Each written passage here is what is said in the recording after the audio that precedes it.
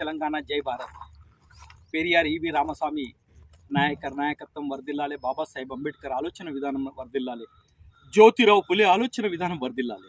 బుద్ధుని నుంచి మొదలు పెడితే అంబేద్కర్ వరకు 1200 త్యాగాలతోటి సాధించిన తెలంగాణను అలా సబ్బండ వర్గాలున్నారు.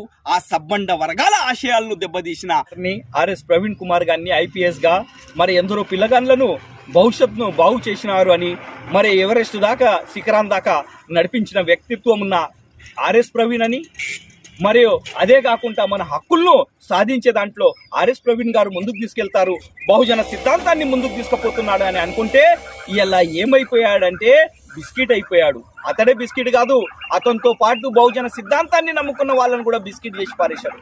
నమ్ముకున్న వారిని గొంతు కోసిన పదన బట్టతోటి గొంతు కోసినట్టుగా అయిపోయింది. మన ఆశయాలు ఏంటి?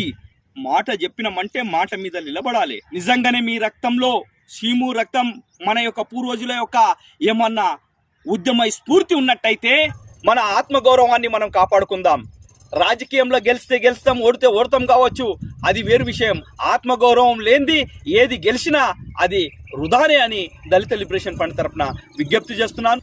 ఆర్ఎస్ ప్రవీణ్ లాంటి వాళ్ళు ఎందరో వస్తారు పోతారు, కానీ మన సిద్ధాంతం అన్నది ఆత్మగౌరవాన్ని నిలబెట్టి సిద్ధాంతాలను పట్టుకొని మళ్ళీ పుడతారు. కానీ మనుషులను పట్టుకొని మనం పోరాటంలో ముందుకెళ్ళద్దు. మనం సిద్ధాంతాన్ని పట్టుకొని ముందుకెళ్తే మనం ఇయ్యల కాకుంటే రేపన్న సాధిస్తామని తెలియజేస్తూ, మీరు పోతిరి కానీ మన ఆత్మగౌరవాన్ని చంపకండి, మీరు సత్య సావుర్రి కానీ ప్రజల యొక్క ఆత్మగౌరవాన్ని చంపద్దని, ఈ బహుజన అస్తిత్వాన్ని కాపాడేటట్టుగా మిగిలిపోని కానీ విజ్ఞప్తి చేస్తున్నాం. ఇప్పటికైనా కానీ సొయి తీసుకొచ్చుకొని బహుజన వాదులు వ్యక్తి పూజ కాదు, పార్టీ యొక్క సిద్ధాంతం ఉంటుంది, ఆ సిద్ధాంతాన్ని ముందుకు నడిపించే వాళ్ళే నిజమైన బహుజన వాదులు అవుతారని దళిత లిబరేషన్ ఫండ్ తరఫున కోరుకుంటున్నాను. జై భీమ్, జై తెలంగాణ.